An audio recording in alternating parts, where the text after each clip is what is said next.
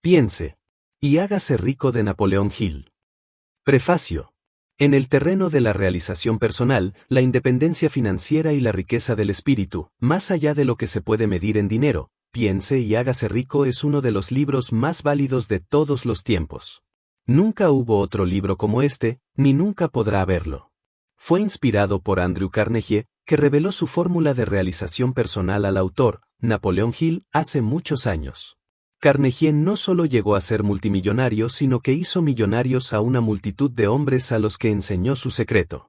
Otros 500 hombres ricos revelaron el origen de su riqueza a Napoleón Hill, que ha pasado toda una vida de investigación difundiendo su mensaje a las personas de todas las clases sociales que están dispuestas a aportar sus ideas, sus ilusiones y sus planes organizados a cambio de la riqueza. Centenares de personas han aplicado los famosos principios de este libro en aras de su propio enriquecimiento. Sus secretos son tan intemporales y prácticos como lo eran en la primera edición de Piense y hágase rico. En esta última edición, los principios y las fórmulas que conducen al éxito se han hecho asequibles a todos aquellos que desean fervientemente hacer dinero y alcanzar las ricas satisfacciones espirituales que la realización personal proporciona. Piense y hágase rico es un libro eminentemente práctico, que indica qué hacer y cómo. En él, usted encontrará la magia de la autodirección, de la planificación organizada, la autosugestión, las asociaciones inteligentes, un sistema sorprendentemente revelador de autoanálisis, planes detallados para vender sus servicios personales y la riqueza de otras ayudas específicas, provenientes de la experiencia de grandes hombres que han dado sobradas muestras de su valor. La riqueza al alcance de su mano no siempre puede medirse en dinero. Hay grandes riquezas en las amistades duraderas, las relaciones familiares armoniosas, la simpatía y la comprensión entre los asociados, y en la armonía interna que da la paz de espíritu, todos ellos valores mensurables en un plano espiritual. Los conceptos primordiales de Piense y hágase rico lo prepararán para atraer y disfrutar de estos estados superiores que siempre han sido y serán inaccesibles a todo el que no esté preparado para ellos. Cuando empiece a poner en práctica los principios de Piense y hágase rico, esté preparado para una vida distinta, en la que no solo las dificultades y tensiones se suavizarán, sino que estará predispuesto a la acumulación de riquezas en abundancia. Unas palabras del autor. En cada capítulo de este libro, que ha hecho fortunas para centenares de hombres extraordinariamente ricos a quienes he analizado de manera exhaustiva durante muchísimos años, se habla del secreto de cómo hacer dinero. El secreto me lo señaló a Andrew Carnegie hace más de medio siglo. El viejo escocés, sagaz y encantador, me lo espetó sin miramientos cuando yo era un niño apenas. Luego se repantigó en la silla, con un destello de alegría en los ojos, y me miró detenidamente para ver si yo había comprendido todo el significado de lo que me acababa de decir. Al ver que yo había captado la idea, me preguntó si estaría dispuesto a pasarme 20 años o más preparándome para ofrecérselo al mundo, a hombres y mujeres que, sin ese secreto, podían llevar una vida de fracasos. Le respondí que sí, y con la ayuda del señor Carnegie, he mantenido mi promesa. Este libro contiene ese secreto, puesto a prueba por centenares de personas de casi todas las clases sociales. Fue idea del señor Carnegie que esta fórmula mágica, que le proporcionó una fortuna estupenda, debía ponerse al alcance de la gente que no tiene tiempo para investigar cómo ganan los hombres el dinero, y fue su deseo que yo pusiera a prueba y demostrara la eficacia de la fórmula a través de la experiencia de hombres y mujeres de todas las extracciones. Él opinaba que la fórmula debía enseñarse en todas las escuelas y universidades públicas, y expresaba la opinión de que, si fuese enseñada de forma adecuada, revolucionaría el sistema educativo hasta tal punto que el tiempo que pasamos en la escuela se vería reducido a menos de la mitad. En el capítulo sobre la fe, usted leerá la sorprendente historia de la organización de la gigantesca United States Steel Corporation, tal como fue concebida y llevada a cabo por uno de los jóvenes por medio de los que el señor Carnegie demostró que su fórmula funcionaría con todo el que estuviera preparado para ella. Esta sola aplicación del secreto, ejecutada por Charles M. Schwab, le dio una fortuna inmensa, tanto en dinero como en oportunidades. Para decirlo ásperamente, esa particular aplicación de la fórmula le valió $600 millones. Estos hechos, bien sabidos por la mayoría de las personas que conocieron al señor Carnegie, dan una idea bastante cabal de lo que la lectura de este libro puede reportarle, suponiendo que usted sepa qué es lo que quiere. El secreto fue revelado a centenares de hombres y mujeres que lo han empleado para su beneficio personal, tal como el señor Carnegie había planeado. Algunos han hecho fortunas con él. Otros lo han aplicado con éxito para crear la armonía en su hogar. Un sacerdote lo empleó con tal eficacia que le reportó unos ingresos de más de $75,000 anuales. Arthur Nash, un sastre de Cincinnati, usó su negocio casi en bancarrota como conejillo de Indias para poner a prueba la fórmula. El negocio resurgió y permitió a su dueño hacer una fortuna. Todavía continúa prosperando, aunque el señor Nash se haya ido. El experimento resultó tan sorprendente que los periódicos y las revistas le hicieron publicidad muy elogiosa por valor de más de $1 millón. El secreto fue revelado a Stuart Austin Weir, de Dallas, Texas. Él estaba preparado para recibirlo, hasta el punto de abandonar su profesión y ponerse a estudiar derecho. ¿Qué si tuvo éxito? También relatamos esa historia. Cuando trabajaba como director de publicidad de La Salle Extension University, Universidad a Distancia La Salle, que entonces era apenas algo más que un nombre, tuve el privilegio de ver cómo J. G. Chaplin, presidente de la universidad, usaba la fórmula con tanta eficacia que hizo de La Salle una de las universidades a distancia más importantes del país. El secreto al que me refiero es mencionado no menos de un centenar de veces a lo largo de este libro.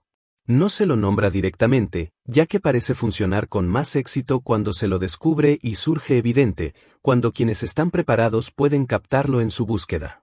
Por eso, el señor Carnegie me lo señaló de forma tan discreta, sin darme su nombre específico. Si usted está preparado para ponerlo en práctica, reconocerá este secreto al menos una vez en cada capítulo. Me gustaría tener el privilegio de decirle cómo sabrá si está preparado, pero eso le privaría de muchos de los beneficios que recibirá cuando haga el descubrimiento según su propio criterio. Si usted ha estado desanimado o ha tenido que superar dificultades extraordinarias, si ha probado y ha fracasado, si se ha visto disminuido por la enfermedad o por defectos físicos, la historia del descubrimiento de mi hijo y la aplicación de la fórmula Carnegie pueden demostrarle que en el desierto de la esperanza perdida existe el oasis que usted ha estado buscando. Este secreto fue utilizado por el presidente Woodrow Wilson durante la Primera Guerra Mundial. Fue revelado a cada soldado que luchó en el frente, cuidadosamente disimulado en el entrenamiento que recibieron antes de ir a luchar. El presidente Wilson me dijo que ese fue un factor importante en la obtención de los fondos necesarios para la guerra. Una característica peculiar de este secreto es que quienes lo adquieren y lo emplean se ven literalmente arrastrados hacia el éxito. Si usted lo duda, lea los nombres de quienes lo han puesto en práctica, donde sea que se mencionen, constate usted mismo sus logros y convénzase. Nunca obtendrá nada a cambio de nada. El secreto al que me refiero no se puede obtener sin pagar un precio, aunque éste sea muy inferior a su valor. No pueden alcanzarlo a ningún precio aquellos que no lo estén buscando intencionadamente. Es imposible conocerlo a la ligera, y no se puede comprar con dinero, porque viene en dos partes. Una de ellas está ya en posesión de quienes se encuentran preparados para él. El secreto sirve por igual a todos aquellos que estén preparados para recibirlo. La educación no tiene nada que ver con él. Mucho antes de que yo naciera, el secreto alcanzó a ser propiedad de Thomas Alva Edison, el cual lo utilizó de manera tan inteligente que llegó a ser el inventor más importante del mundo, aunque apenas tenía 3 meses de escolarización.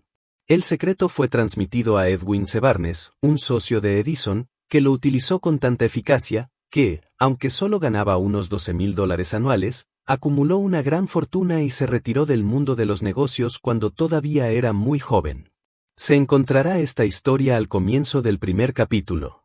Usted se convencerá de que la riqueza no está más allá de su alcance, que todavía puede llegar a ser lo que anhela, que el dinero, la fama, el reconocimiento y la felicidad pertenecen a todo aquel que esté preparado y decidido a tener esos beneficios. Capítulo 1. Los pensamientos son cosas. El hombre que pensó en la manera de asociarse con Thomas A. Edison. Desde luego, los pensamientos son cosas muy poderosas cuando se combinan con la exactitud del propósito, la perseverancia y un imperioso deseo de convertirlas en riqueza, o en otros objetos materiales. Hace algunos años, Edwin C. Barnes descubrió lo cierto que es que los hombres realmente piensan y se hacen ricos. Su descubrimiento no surgió de pronto, sino que fue apareciendo poco a poco, empezando por un ferviente deseo de llegar a ser socio del gran Edison. Una de las características principales del deseo de Barnes es que era preciso. Quería trabajar con Edison, no para él. Observe con detenimiento la descripción de cómo fue convirtiendo su deseo en realidad, y tendrá una mejor comprensión de los principios que conducen a la riqueza. Cuando apareció por primera vez en su mente, Barnes no estaba en posición de actuar según ese deseo, o impulso del pensamiento. Dos obstáculos se interponían en su camino. No conocía a Edison, y no tenía bastante dinero para pagarse el pasaje en tren hasta Orange, New Jersey. Estas dificultades hubieran bastado para desanimar a la mayoría de los hombres en el intento de llevar a cabo el deseo. Pero el suyo no era un deseo ordinario. El inventor y el vagabundo. Barnes se presentó en el laboratorio de Edison, y anunció que había ido a hacer negocios con el inventor. Hablando de su primer encuentro con Barnes, Edison comentaba años más tarde, estaba de pie ante mí, con la apariencia de un vagabundo, pero había algo en su expresión que transmitía el efecto de que estaba decidido a conseguir lo que se había propuesto. Yo había aprendido, tras años de experiencia, que cuando un hombre desea algo tan imperiosamente que está dispuesto a apostar todo su futuro a una sola carta para conseguirlo, tiene asegurado el triunfo. Le di la oportunidad que me pedía, porque vi que él estaba decidido a no ceder hasta obtener el éxito. Los hechos posteriores demostraron que no hubo error. No podía haber sido el aspecto del joven lo que le proporcionara su comienzo en el despacho de Edison, ya que ello estaba definitivamente en su contra. Lo importante era lo que él pensaba. Barnes no consiguió su asociación con Edison en su primera entrevista. Obtuvo la oportunidad de trabajar en el despacho de Edison, por un salario insignificante. Transcurrieron los meses. En apariencia, nada había sucedido que se aproximase al codiciado objetivo que Barnes tenía en mente como su propósito inicial y preciso. Pero algo importante estaba sucediendo en los pensamientos de Barnes. Intensificaba constantemente su deseo de convertirse en socio de Edison. Los psicólogos han afirmado, con todo acierto, que, cuando uno está realmente preparado para algo, aparece. Barnes se hallaba listo para asociarse con Edison, además, estaba decidido a seguir así hasta conseguir lo que buscaba. No se decía a sí mismo, vaya, no hay manera.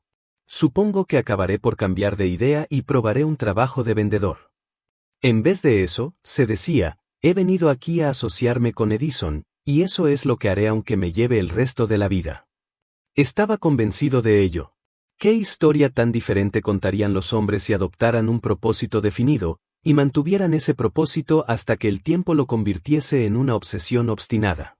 Quizás el joven Barnes no lo supiera en aquel entonces, pero su determinación inconmovible, su perseverancia en mantenerse firme en su único deseo, estaba destinada a acabar con todos los obstáculos y a darle la oportunidad que buscaba. Los inesperados disfraces de la oportunidad. Cuando la oportunidad surgió, apareció con una forma diferente y desde una dirección distinta de las que Barnes había esperado. Ese es uno de los caprichos de la oportunidad. Tiene el curioso hábito de aparecer por la puerta de atrás, y a menudo viene disimulada con la forma del infortunio, o de la frustración temporal. Tal vez por eso hay tanta gente que no consigue reconocerla. Edison acababa de perfeccionar un nuevo invento, conocido en aquella época como la máquina de dictar de Edison. Sus vendedores no mostraron entusiasmo por aquel aparato. No confiaban en que se pudiera vender sin grandes esfuerzos. Barnes vio su oportunidad, que había surgido discretamente, oculta en una máquina estrambótica que no interesaba más que a Barnes y al inventor. Barnes supo que podría vender la máquina de dictar de Edison. Se lo sugirió a este, y, de inmediato, obtuvo su oportunidad. Vendió la máquina. En realidad, lo hizo con tanto éxito que Edison le dio un contrato para distribuirla y venderla por toda la nación. A partir de aquella asociación, Barnes se hizo rico, pero también consiguió algo mucho más importante, demostró que uno, realmente, puede pensar y hacerse rico. No tengo forma de saber cuánto dinero en efectivo reportó a Barnes su deseo. Tal vez fueran 2 o 3 millones de dólares, pero la cantidad, cualquiera que sea, se torna insignificante cuando se la compara con la posesión que adquirió en forma de conocimiento definido de que un impulso intangible se puede transmutar en ganancias materiales mediante la aplicación de principios conocidos. Barnes literalmente se pensó en asociación con el gran Edison. Se pensó dueño de una fortuna. No tenían nada con que empezar, excepto la capacidad de saber lo que deseaba, y la determinación de mantenerse fiel a ese deseo hasta haberlo realizado. A 1 metro del oro. Una de las causas más comunes del fracaso es el hábito de abandonar cuando uno se ve presa de una frustración temporal. Todos son culpables de este error en un momento u otro. Un tío de R. Darby fue presa de la fiebre del oro, en los días en que era una fiebre endémica, y se fue al oeste a cavar para hacerse rico. No sabía que se ha sacado más oro de los pensamientos de los hombres que de la tierra. Obtuvo una licencia y se fue a trabajar con el pico y la pala. Después de varios meses de trabajo obtuvo la recompensa de descubrir una veta de mineral brillante. Necesitaba maquinaria para extraer el mineral. Con discreción, cubrió la mina, volvió sobre sus pasos a su hogar en Williamsburg, Maryland, y les habló a sus parientes y a algunos vecinos del hallazgo. Todos reunieron el dinero necesario para la maquinaria, y la enviaron a la mina. Darby y su tío volvieron a trabajar en ella. Extrajeron el primer carro de mineral y lo enviaron a un fundidor. Las utilidades demostraron que poseían una de las minas más ricas de Colorado. Con unos pocos carros más de mineral saldarían todas las deudas. Entonces empezarían a ganar dinero en grande. Hacia abajo fueron los taladros. Muy alto llegaron las esperanzas de Darby y de su tío. Entonces sucedió algo. El filón de mineral brillante desapareció. Habían llegado al final del arco iris, y la olla de oro no estaba allí. Perforaron en un desesperado intento para volver a encontrar la veta, pero fue en vano. Finalmente, decidieron abandonar. Vendieron la maquinaria a un chatarrero por unos pocos centenares de dólares, y tomaron el tren de vuelta a casa. El chatarrero llamó a un ingeniero de minas para que mirara la mina e hiciera una prospección. El ingeniero le informó de que el proyecto había fracasado porque los dueños no estaban familiarizados con las vetas falsas. Sus cálculos indicaban que la veta reaparecería a 1 metro de donde los Darby habían dejado de perforar. Allí fue precisamente donde fue encontrada. El chatarrero extrajo millones de dólares en mineral de aquella mina porque supo buscar el asesoramiento de un experto antes de darse por vencido. Nunca me detendré porque me digan no. Mucho tiempo después, Darby se resarció sobradamente de su pérdida, cuando descubrió que el deseo se puede transmutar en oro. Eso le ocurrió después de que ingresara en el negocio de la venta de seguros de vida. Recordando que había perdido una inmensa fortuna por haber dejado de perforar a 1 metro del oro, Darby aprovechó esa experiencia en el trabajo que había elegido, con el sencillo método de decirse a sí mismo: me detuve a 1 metro del oro, pero nunca me detendré porque me digan no cuando yo trate de venderles un seguro. Darby se convirtió en uno de los pocos hombres que venden $1 millón anuales en seguros. Su tenacidad se la debía a la lección que había aprendido de su deserción en el negocio de la mina de oro. Antes de que el éxito aparezca en la vida de cualquier hombre, es seguro que éste se encontrará con muchas frustraciones temporales, y tal vez con algún fracaso. Cuando la frustración se adueña del hombre, lo más fácil y más lógico que puede hacer es abandonar. Eso es lo que la mayoría de los hombres hace. Más de 500 de los hombres más prósperos que han conocido los Estados Unidos le han dicho al autor que sus mayores éxitos surgieron un paso más allá del punto en que la frustración se había apoderado de ellos.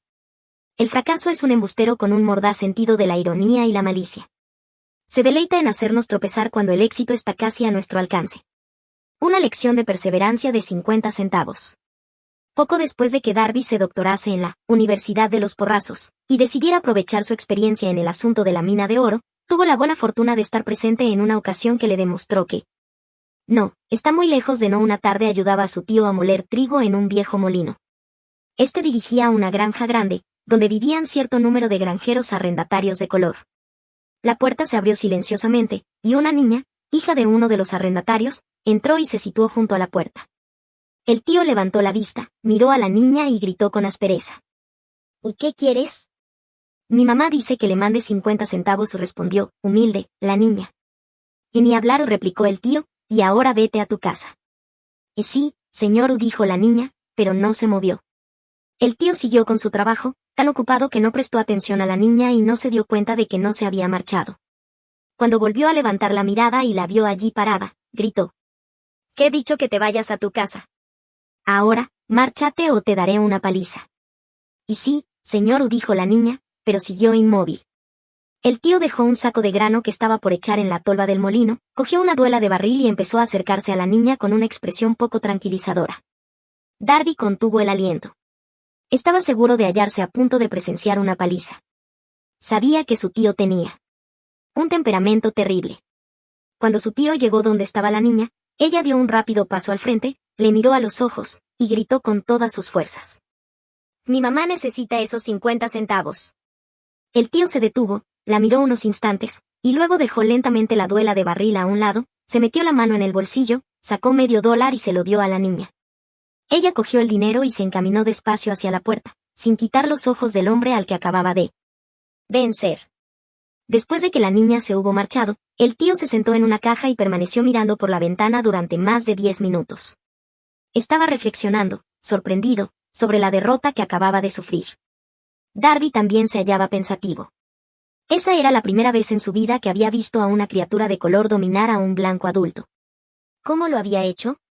¿Qué le había ocurrido a su tío para que perdiera su ferocidad y se volviera tan dócil como un cordero? ¿Qué extraño poder había empleado esa niña para hacerse dueña de la situación? Estas y otras preguntas similares destellaban en la mente de Darby, pero no halló las respuestas hasta muchos años después, cuando me relató la historia. Curiosamente, el relato de esa inusual experiencia la escuché en el viejo molino, el mismo sitio donde su tío recibió esa lección. El extraño poder de una niña. En aquel viejo molino polvoriento, el señor Darby me relató la historia del extraño triunfo, y terminó preguntándome: ¿cómo entiende esto? ¿Qué extraño poder tenía esa niña para dominar por completo a mi tío? La respuesta a esa pregunta la encontrará en los principios que se describen en este libro. La respuesta es categórica y completa. Contiene detalles e instrucciones suficientes para que cualquiera comprenda y aplique la misma fuerza con la que ella se encontró de forma accidental. Manténgase alerta, y observará el extraño poder que acudió en ayuda de la niña. Tendrá un atisbo de ese poder en el próximo capítulo.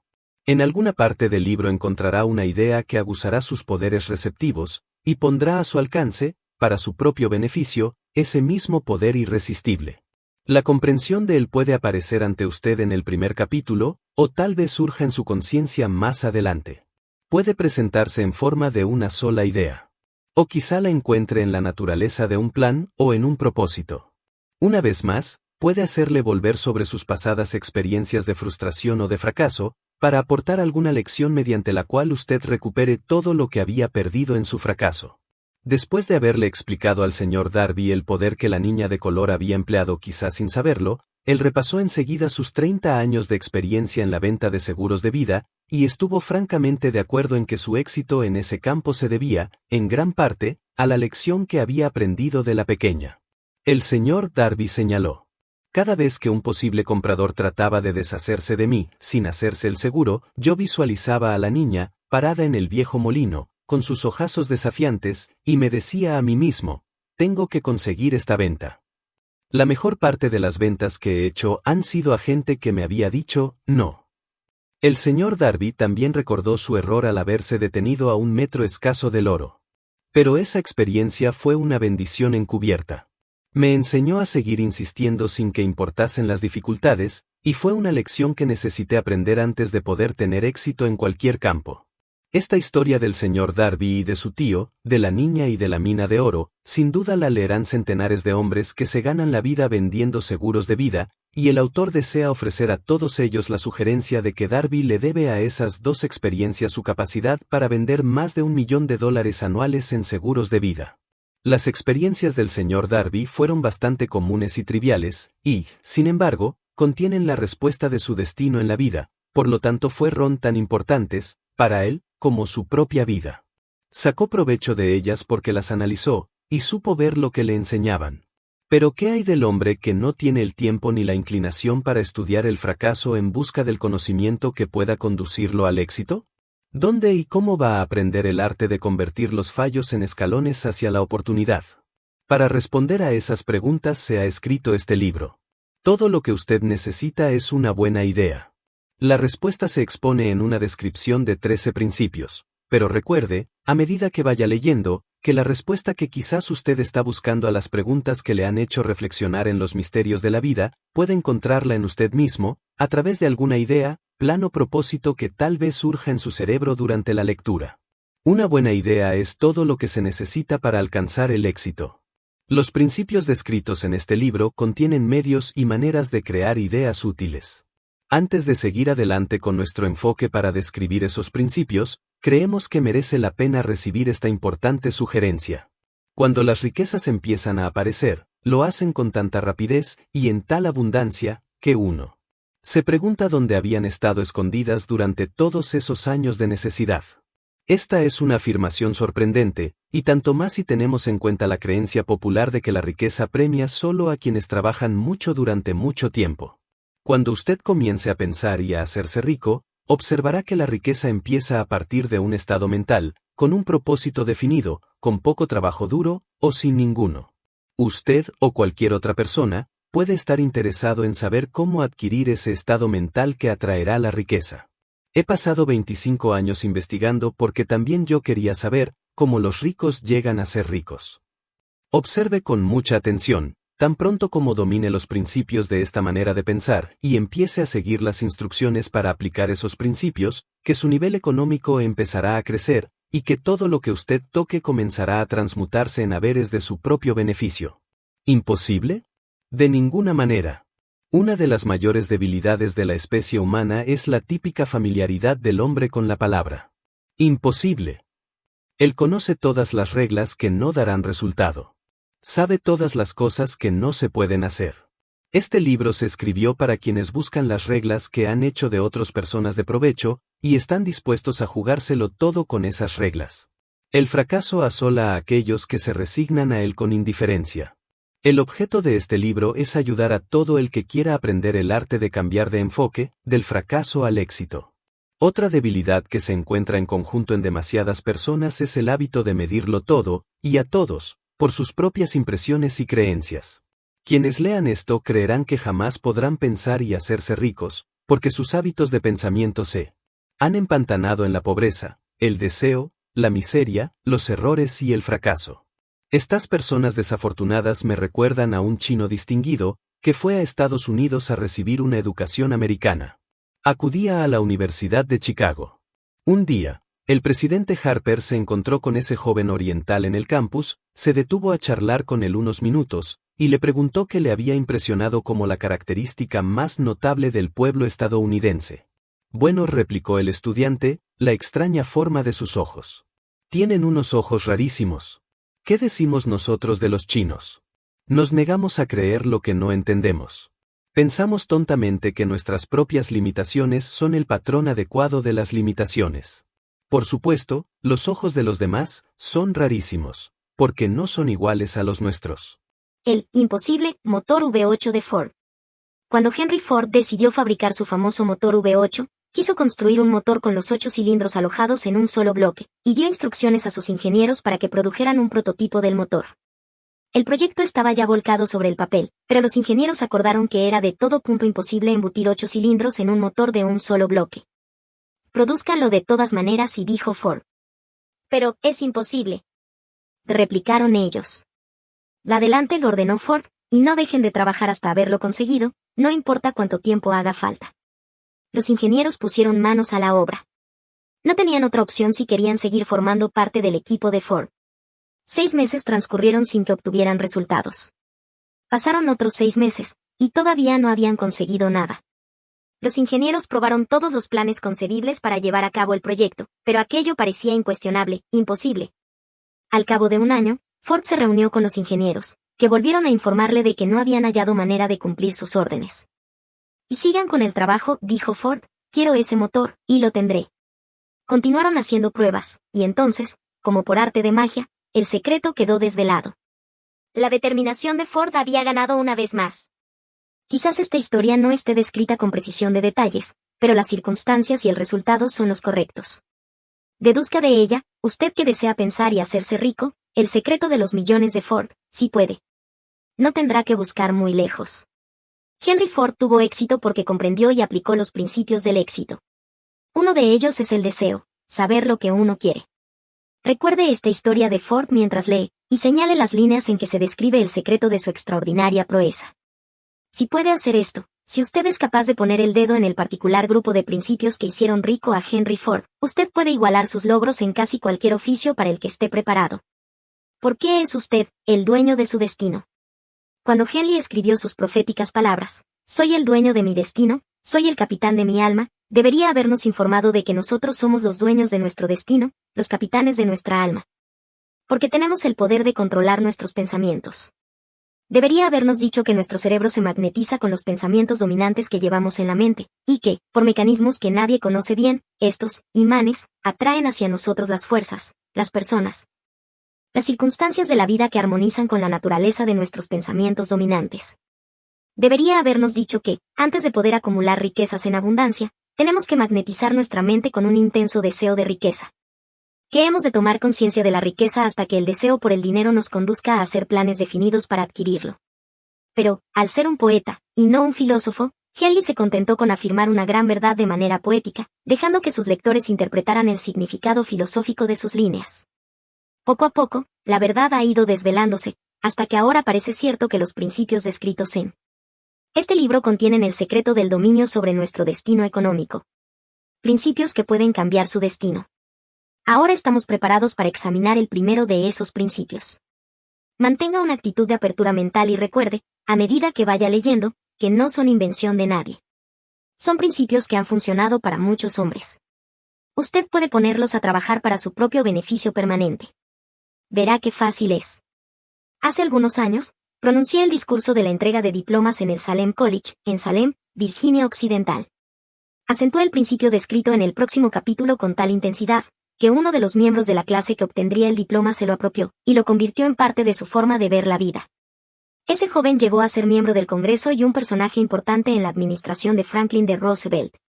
Me escribió una carta en la que presenta con tanta claridad su opinión sobre el principio que trataremos en el próximo capítulo, que he decidido publicarla como introducción a dicho capítulo. Le dará una idea a usted de los beneficios que le esperan. Estimado Napoleón. Dado que mi servicio como miembro del Congreso me ha proporcionado cierta comprensión de los problemas de hombres y mujeres, le escribo para ofrecerle una sugerencia que puede ser útil a millares de personas. En 1922, usted pronunció un discurso en la entrega de diplomas en el Salem College, cuando yo era miembro de la clase que los recibiría. En aquel discurso, usted plantó en mi mente una idea a la que debo la oportunidad que ahora tengo de servir a la gente de mi estado, y que será responsable, en gran medida, de cualquier éxito que yo pueda alcanzar en el futuro. Recuerdo, como si hubiese sido ayer, la maravillosa descripción que usted hizo del método por el que Henry Ford, con muy pocos estudios, sin $1, sin amigos influyentes, llegó tan alto. Entonces resolví, incluso antes de que usted hubiera acabado su discurso, que me haría un lugar en la vida, sin que importara cuántas dificultades tuviera que afrontar. Millares de jóvenes terminarán sus estudios universitarios este año, y los años venideros. Cada uno de ellos estará buscando un mensaje tan alentador como el que yo recibí de usted. Querrán saber a dónde acudir, qué hacer, cómo empezar en la vida. Usted puede decírselo, porque ha ayudado a resolver los problemas de mucha gente. En Estados Unidos hay en la actualidad miles de jóvenes que quisieran saber cómo convertir sus ideas en dinero, gente que debe empezar desde abajo, sin dinero, y amortizar sus pérdidas.